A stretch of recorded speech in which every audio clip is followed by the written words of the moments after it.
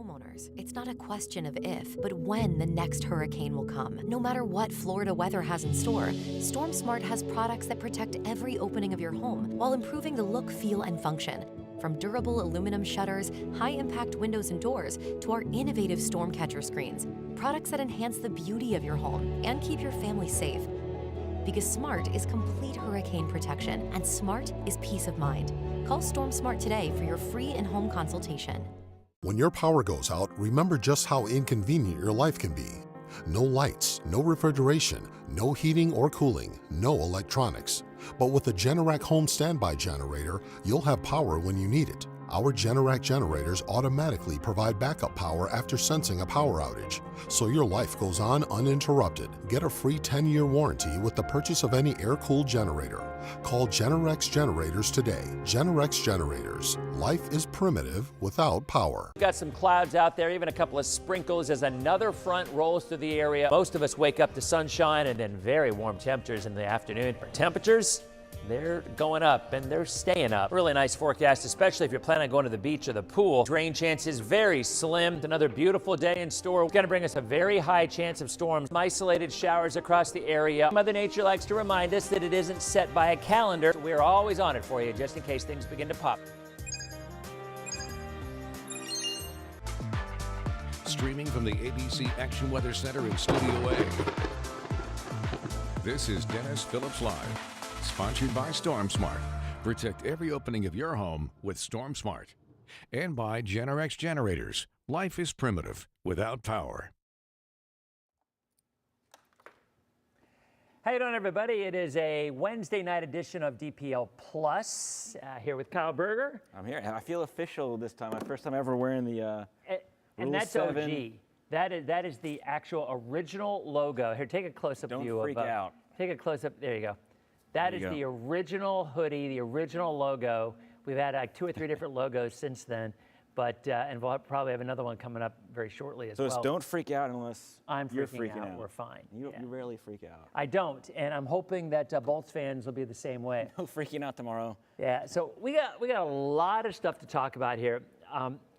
I love this kind of an opportunity because anybody here on DPL Plus and DPL knows that I'm a massive sports fan, and I always get a kick out of it because I'll post something on social, and as we know, the last time we were here, we talked, and I think my prediction was the Gators in Houston in the finals, and the Gators would win the national championship. And if you listened, and this was before the tournament started. The bracket wasn't even out yet. Yeah. It's like, I'm not making any picks. Yeah. I want to see the bracket, but you called it. And I said Gators in Houston with the Gators win the national championship. You could have won $11 billion on Hard Rock if you had listened. So again, my point is. Did you listen to your? Of course I did. Okay. Of course I did. So, but you know, I was mentioning it because yesterday, or I mentioned on a post about the Bolts, and if you look at the numbers, the last 2 seasons, road teams have done really, really well in the Stanley Cup playoffs. So far this year, or this season, the home teams have been winning. But my point was, you get these people out there,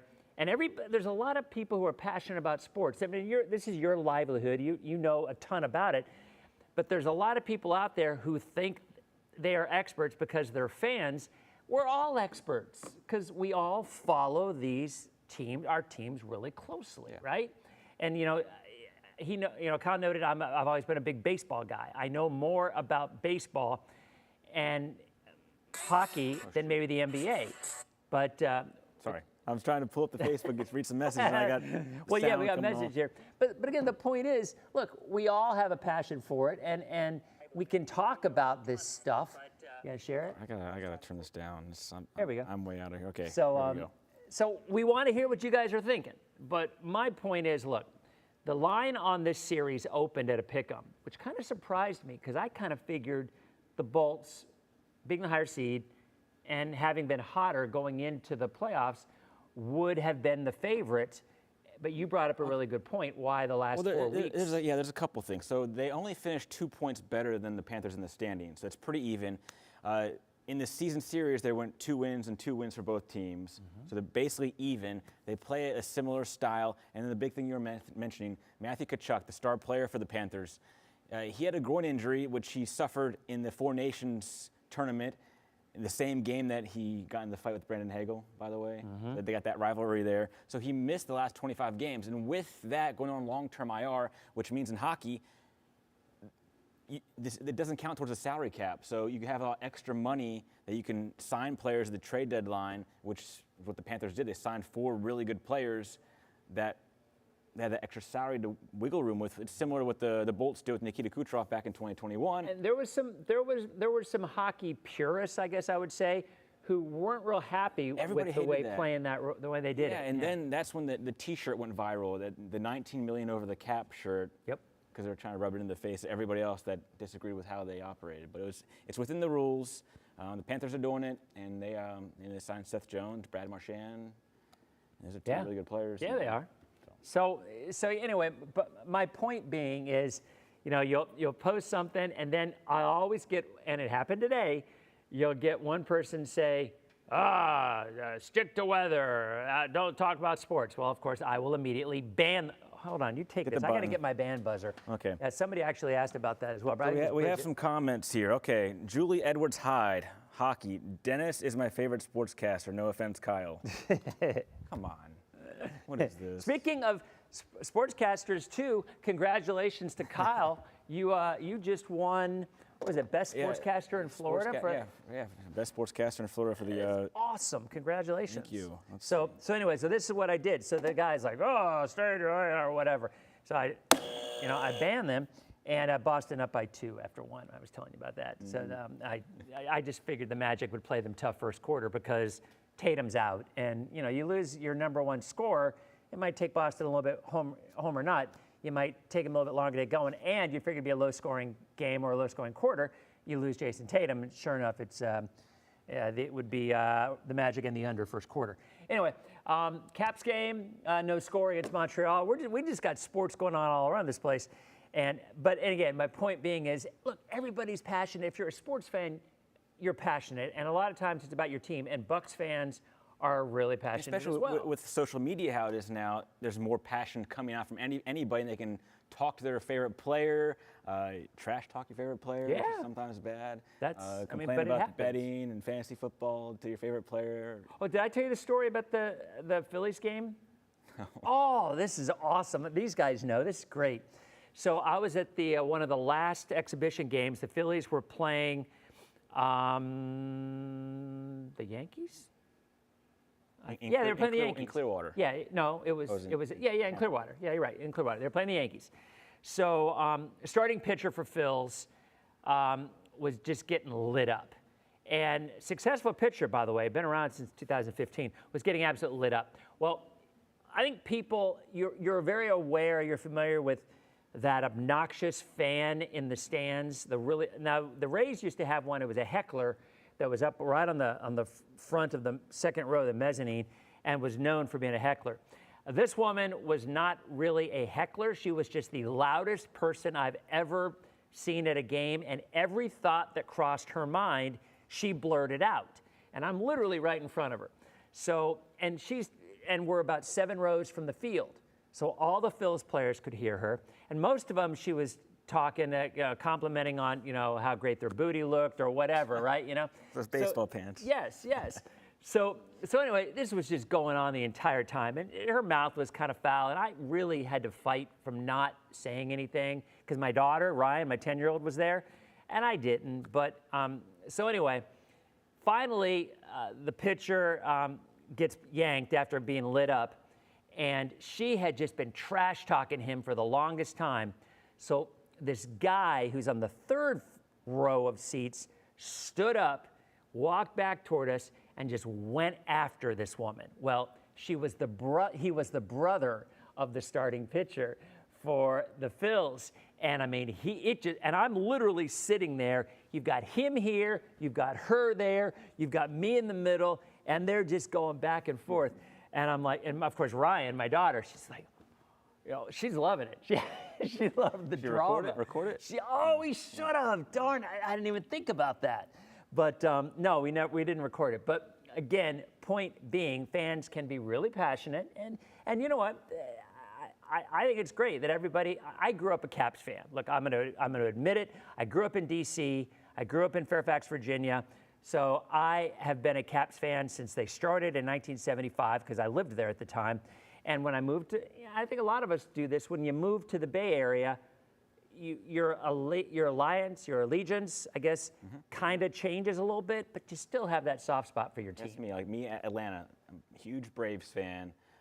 Luckily, the Rays and Braves don't play that much. Different sides of the league here, and then also a Falcons fan, and that's and you root for the home team, but there's still a part of you that, because and a lot of people attribute it to it's a relationship with their parents. Like their mom or their dad were big fans of that team, and they derived that love that you have or that passion you have for the game or a player in particular. Yankees fans, huge like that, and and so you've got part of that, and that's always going to be a part of you. But you're still going to root for the home team. So for me, I'm always torn because when the Caps play the Bolts, I've let go of my allegiance to the Orioles. I grew up a big Orioles fan. I was a Baltimore Colts fan, for heaven's sakes.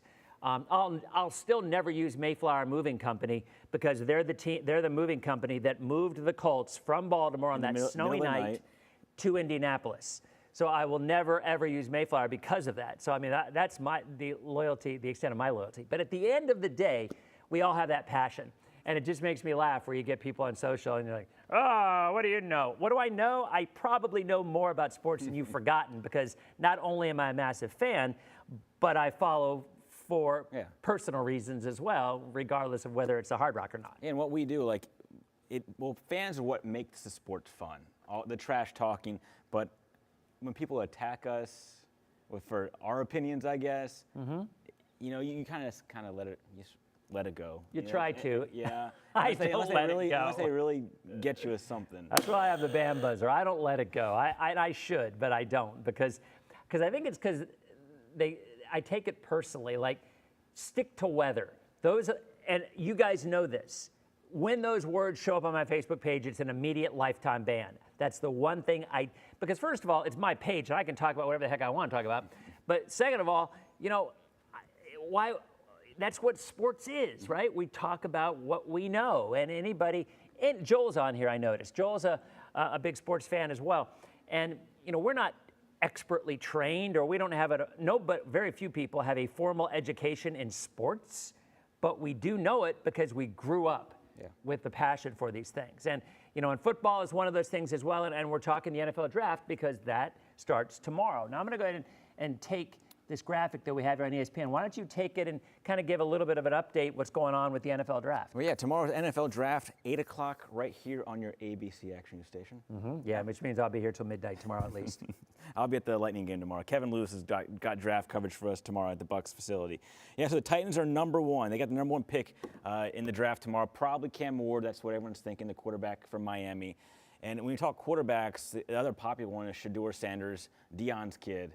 So where's he going to fall? It's kind of who needs a quarterback. So that's kind of, if he doesn't go early, I can see him falling to maybe like 21 to the Steelers.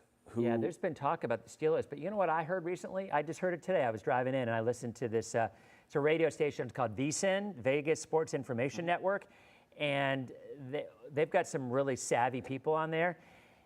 They're saying that some of the GMs out there have not been impressed with him with his interviews. Oh. That he's kind of got like and he's Deion's kid, like so a I mean, Deion swagger. Yeah. I mean, it served Deion well, but there were people who hated Deion for that same thing. So that'll be interesting. I think you're right.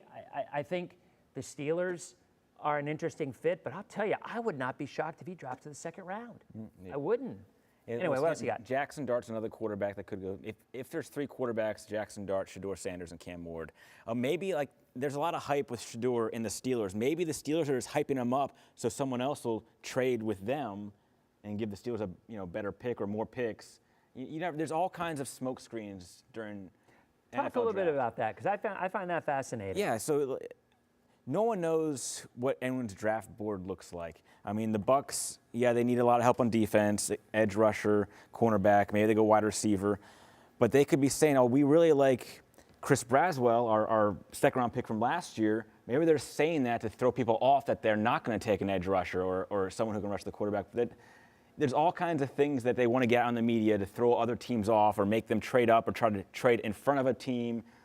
it's so many head games. You don't know what fits each team's scheme, what they're thinking, what their thought is. I mean, a good player could fall just because he doesn't fit a certain team's structure. So you just never know what teams are after. So what do you think? And by the way, if you have questions, questions about any of the teams or about anything we're talking about, shoot them right on here as well. Hey, what would you say are the Bucs' biggest needs right now? Yeah, edge rusher's the first thing. They did sign Hassan Reddick. He's a 31-year-old pass rusher, but he's on a one-year deal. He's on a prove-it deal, and I don't see him staying past 1 year. So I could see the Bucs drafting a young guy to play behind him because you can never use him. You always need more pass rushers. So that's what you need. You need to be able to get to the quarterback. That disrupts the whole opposing team's offense. So if they can get a pass rusher, that'd be great. If not, they need a cornerback, but this is a very deep draft for cornerbacks. You can probably get one in the second or third round. And if that edge rusher who they want is not there, and right now it might be like a Boston College kid, Donovan Ezaraku, I believe is his name. He could be a good pick. He had like 16.5 sacks last year at Boston College. If he's there at 19, I think the Bucs take him. If not, if there's a really good wide receiver still on the board, again, you can't. More wide receivers, the better. I mean, you got Mike Evans, who's going to be 32. You have Chris Godwin, who's 29, coming off so many just terrible injuries he's had over the years. Who knows if he's going to be even ready for the start of the season? So a receiver might be good. You have Jalen McMillan last year that you took in the third round. He's really exploded on the scene, so he could be a guy that they could look towards next year if Godwin's not 100% ready to go for the start of the season. So receiver, edge rusher, and cornerback are definitely picks I see the Bucs taking in this draft. By the way, I want to let you know, Wanda Hubbard, gone, banned from all live streams, and Afterlife as well. That was she was talking about some kind of a Walmart clearance sale. So it was clearly spam. So thanks for updating me, Bridget. By the way, Bridget mentioned that her favorite team in the history of sport. That's a good question. That's a really good question. What is your favorite team ever of any team of easy. any sport? What was it for you? Atlanta Braves. I grew up in those early 90s. I'm talking about one particular season. Oh gosh, probably like 95 Braves. See, and I would agree with Bridget on this. The '86 Mets for me were a team, and when the Caps won the Stanley Cup, that was obviously a big thing for me as well. But the '86 Mets were such. It's before your time. I'm sure you know who they are. Well, yeah, I was alive in '86. But you probably weren't. You were like, what's that? You were probably like 3 or whatever. But anyway, 4. Exactly. See, but that was a team. You had Dwight Gooden, you had Joe Strawberry, obviously Keith Hernandez. On Boston when that big game in '86, but Lenny Dykstra. I mean, it was such a team full of personality, and they were so good. They were like the '86 Bears. I mean, the '86 Bears were just a dynasty kind of a team with that defense. I mean, Buddy Ryan's, the defense that he had set up. There was one team that year that played them tough, and it was the Dolphins with Dan Marino was quarterback on a Monday night game. And what they did is, because they blitzed everybody, right? It was just a constant, Mike Singletary's been a linebacker, but it was constant pressure on the quarterback. And the Dolphins had a game plan where it was quick pass, like Duper on one side. And I can't remember who was on the other side, but they beat them. And it was, and even Jim McMahon, I mean, he just had that personality. So that's a really interesting question. Gary Carter, Bridgerton, yeah, it was obviously. But I'm with you. I can think of a favorite team, but a favorite year of a team is a really, I say really 95 Braves. That's the year they won the World Series. But I think the '98 Braves were probably the best team they've ever had. So who was on that '95 team? Oh gosh, I mean, it's basically the same as the '98 team. Maddox, Smoltz, Glavine. Oh, yeah. That was Chipper's rookie year. Yep. Yeah, it was such. Yeah, then they beat Cleveland in 6 games. Greg Maddox was such an awesome, because he was not an athlete. Right? I mean, you look at him, he looked like a professor, and he kind of was, because that's what he was known for. He's a prankster, too. If you ever read stories about, he's got the dirtiest pranks in the which is funny. clubhouse. But the guy's got his glasses. And another thing about the Braves pitching staff back in the mid-'90s, those guys could hit. Yeah. Maddox could hit. Yes. Smoltz, Glavine. They would pinch hit with Glavine. Yeah. So, and that was something rare, because obviously if you're a baseball fan, in the NL, back then it was always, the ninth batter was always an easy out because it was the pitcher. But that team had some hitters on that team, and I always thought that was just another reason why they were so interesting. I thought Chipper played at DeLand High School. Oh, I don't know, Michael. Yeah, Michael's saying that at Bulls in Jacks. I don't know. Oh, Steve, don't talk about the We Are Family Pirates thing because I was an Orioles fan. In fact, I'll tell you a story. Back in 1979, I rooted for the Orioles were up 3-1 over the Pirates, okay? And I had tickets to games 6 and 7. I lived in Northern Virginia. I was 16, 17 years old, and I had tickets to game 6 and game 7 at Memorial Stadium. So I rooted for the Orioles to lose game 5 in Pittsburgh, up 3-1, because I'm like, I'm going to go to the game 6 or game 7. I'm going to watch my team win the World Series. I rooted against them, which was the kiss of death, because then it went right back to Baltimore, and they lost game 6, and they lost game 7, and I always felt guilty because I rooted against my team, and look what happened. And that was the years with Willie Stargell and the We Are Family. I hated it. It just makes me nauseous to think about it. That's just me. When the Braves went to the World Series in 2021, when they won, recently, I'm here, and I said the next time the Braves ever go to the World Series, I'm going. I don't care how much it costs, I'm going. So they went to the World Series that year, and I'm like, the day before, I think it was a game 4 I went to, I'm monitoring like StubHub ticket prices to see when I want to buy my ticket for game 4. I was off that day, so I'm going to go. I just drove up that morning without a ticket, met 2 of my friends there. We didn't have any tickets. So like, all right, we're going to wait till the tickets drop. And they weren't dropping. They were going up. Like, oh, wow. We're like, I'm not paying $1,000 Yeah. to go see this game.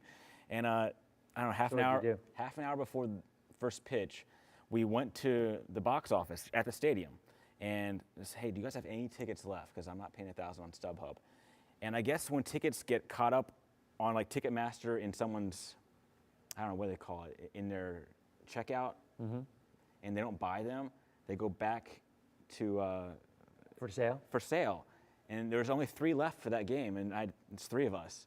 Face value, $500 a piece. We just bought them right there. Nice. That's all the Braves win. So Did I ever tell you my story about this? Is a great story. We're talking. If you have any more questions, Megan, we're talking NFL draft. We're gonna be here for a while, but I gotta tell this story. It's my favorite story. So my son.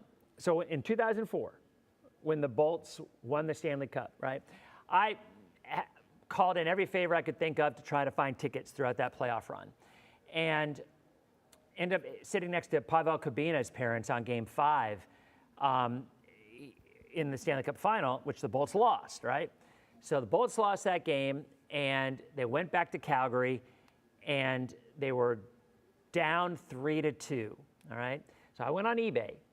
After the first period of that game, the Bolts were up 1-0, and I went on eBay, and I found 2 tickets, center ice, club level, for $1,000 each. This was back in 2004. And I'm like, how many times do you get a chance to go to a Game 4, or Game 7, rather? So I went ahead and bought the tickets, okay? I was gonna bring my oldest son. He's a doctor now, Brett. He was 11 at the time. No, he was 10. And so anyway, I buy the tickets, and they end up winning the game in overtime to come back to Tampa for Game 7.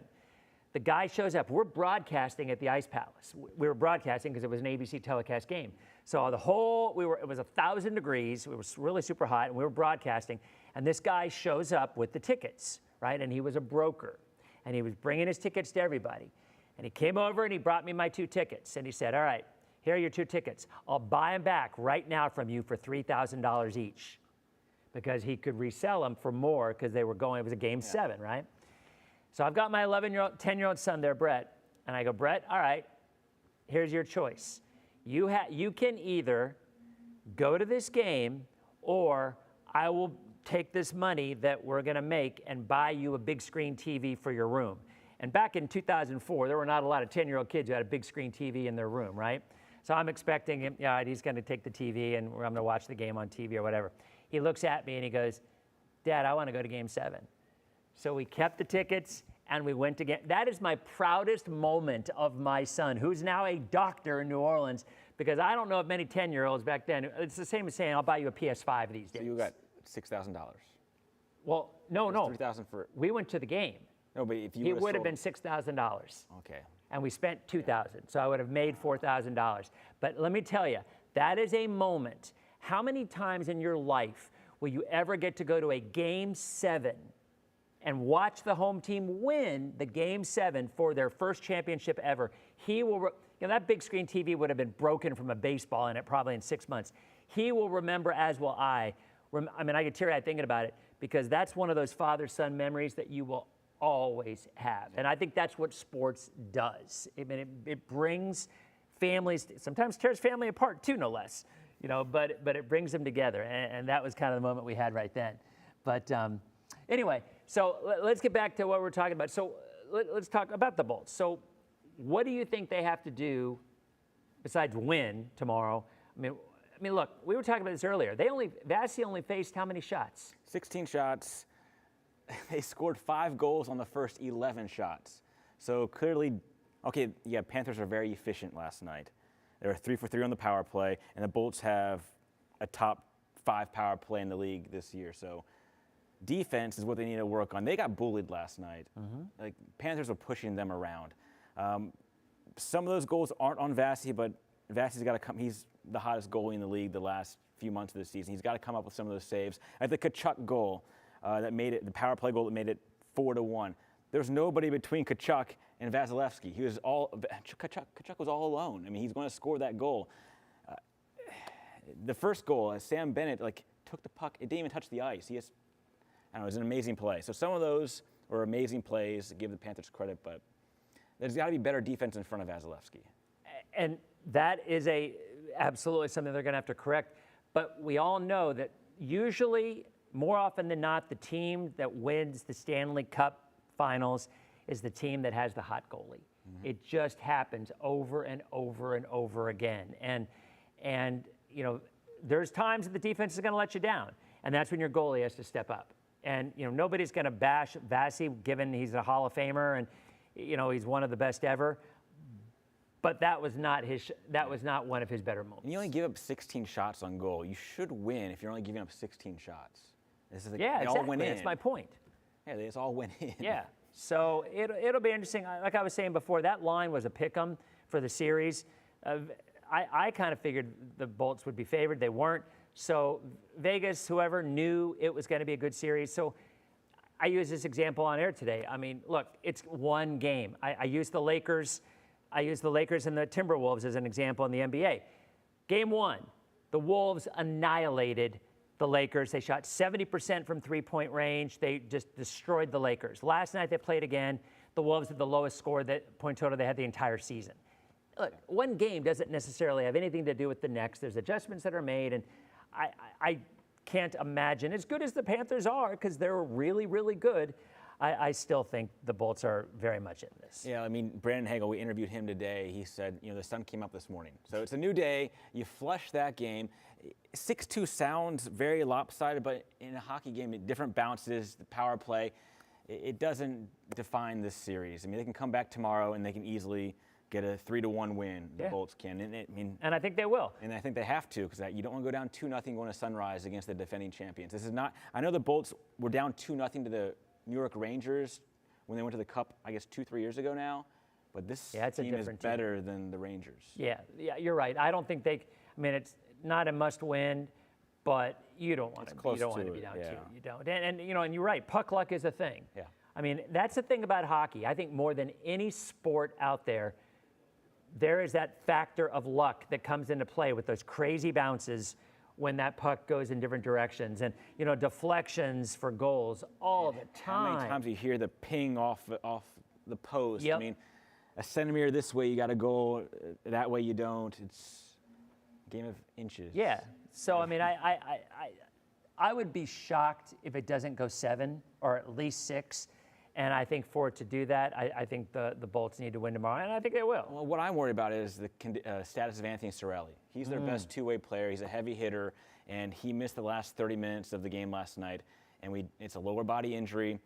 Cooper didn't give us a status update at all today, so he's keeping that close to his vest. If you don't have him, that's a huge, huge loss, because Cirelli is, like I said, the best two-way player they have. So that's the Bolts in terms of the Bucs. Again, are you hearing any rumors at all? Are you hearing it? Because the draft is tomorrow night, which you can see right here. Well, you don't know what they're going to do. Like, they may trade down if they get a good offer to move down and get more picks. And then I saw an article from Adam Schefter for ESPN today saying a trade possibility. They might trade Rachaad White and get more picks, which I find crazy. You don't want to lose good running backs. But again, he fell in the depth chart last year. Yes, he lost his starting job, and they have Sean Tucker behind him, who proved to be a good player as well. So I don't know. Maybe Rachaad White could be on the move to move up, get more picks. But who would they want? I mean, what do you think they're going to focus on more? Defense, edge rusher, or linebacker, because Levante David's not getting any younger either. So there's watch parties tomorrow. I saw this. Is it at Ray J? I'm trying to see here. Yeah. And there's some players they just announced. These are some of the players that will be there at the watch party. No, Rachaad White's not on that list. Bucky is. Yeah, he's not. You got Bucky Irving. You've got Cervante Dennis, Tyke Smith, Kayvon Merriweather, C.J. Brewer, Raekwon O'Neal, Yaya Diaby, Jose Ramirez, Marquise Watts. So, and then also Martin Gramatica will be there, Dexter Jackson. Jimmy Giles, he's on the Giles, yeah. So, so those are the players that are going to be at Ray J tomorrow for the watch party. Draft starts at 8 o'clock. Round one runs through around midnight. If the Bucs keep the 19th pick, that pick will be about 10:20, 10:30. Okay. Last year, that's what pick 19 came up to be. So 10:20, be by your TV. And then round two, round three is Friday night. Friday night, yep. And that's also from around 8 p.m. to around midnight. So, so yeah. So I guess that's about it. We will see. So what do you think is going to happen? I mean, it's tough because you don't like to go against the home team. You don't. I will tell you, don't hate me. I'm just giving, I'm not from a rooting perspective, right? Come on, Sean Daly's checking in. Sean's here? Oh, yeah. Kyle still, yeah, he had it, yeah. So I will tell you, last week I said to Paul LeGrone in the commercial break, I went with the Panthers in 6. It wasn't what I was rooting for, but when I saw that line, when I saw the line being a pick as it was, and I was shocked, I expected the Bolts to be a much bigger favorite. I really did. And when Vegas gives you a line like that looks wrong, they're not usually wrong. They're usually right. So I hope that I'm wrong. I hope that the Bolts come through because it's a Stanley Cup. To me, there's nothing more exciting than Stanley Cup hockey. No. And overtime, Stanley Cup hockey is the greatest of the greatest. Like, you can't sit down in overtime Stanley Cup hockey. You're on the edge of your seat, standing up the whole time because it could be over in a second. Yeah, a golden goal. It's amazing. So I'm hopeful that the Bolts find a way to get back in it. I think they will. I do. And, we'll see how it plays out. But anyway, the draft again tomorrow night starts at 8 o'clock. Game 2 starts at 6:30 or 8:30? 6:30. And then Saturday for Game 3, when we go down to sunrise, is a 1 o'clock start. So we got some weird start times for these Bolts games. 8:50 last night. Yeah, that's 1 crazy. o'clock on Saturday. And I think they're having a couple of viewing parties on Saturday. Maybe, is it Midtown? Saturday and Monday. Monday's game's at 7 o'clock. So there's some watch parties for the Bolts. Yeah. So I'm sure. Well, a lot of times they also had the watch party over at Armature Works, didn't they? They move it around. No, last year the first watch party was at Midtown. The second watch party was at Sparkman. I think of Sparkman. Yeah. Yeah, that's when I had some snake. Some fans brought a snake. I remember that. Yeah, you don't that's remember? funny. I'll find it on the Instagram page. I'll show you the picture. That's funny. Yeah, Jill is asking about Ovi's first. Yeah, Alex Ovechkin, who now is the all-time leading goal scorer, got his first game-winning overtime playoff victory, and I think they're going to score after 1 right now. Marty St. Louis is the head coach for the Canadians, which is obviously Bolts fans remember him well. So, you don't remember that? No, I don't remember seeing that. That's hysterical. That sign that people don't read correctly. That's funny. So where will you be tomorrow? Tomorrow I'll be at Amalie. Okay. Yeah. Who's going to be at the watch party for the? Kevin will be there, so I'll be live at 4, 5, and 6 at Amalie, getting ready for the game. Then I'll have something at 11. Kevin will be live midnight. Yeah. Kevin will be live at midnight. Yeah, it ain't gonna be 11. I forgot I about wish. that, yeah. So. Well, Well, thanks for stopping by. As always, anytime there's some sports going on, we like to have Kyle here. And there's really not a lot going on in the near future. You got the Kentucky Derby next week. We got Rays all summer. Yeah. They're in Arizona tonight. I think Yeah, they lost last night. They just can't score runs. Like poor Zach Littell. He's had 5 starts. His offense has given him 5 runs all season. Yeah, well, that's unfortunately going to be, I think, a recurring thing. I mean, you know, you look at the lineup. Well, and you wonder their where it's overall gonna come team from. batting average is 256, which is second best in the American League. But they just can't score. Yeah. I mean, you know, the Rays do it the way the Rays do it. They try to win no with pitching and defense, right? So we'll see how it goes. So, all right. Well, again, Jules, you're going to Game 5, if there is, which there certainly should be. So, so good. Have fun. So tomorrow night, I don't know. Do we have a sports special tomorrow? Nope. We don't. Early game now. Okay. All right. Then I guess we will have a DPL. So we will be back tomorrow night with our Thursday night edition of Dennis Phillips Live. Thanks for stopping by, Kyle, and we will see you tomorrow night. See you guys.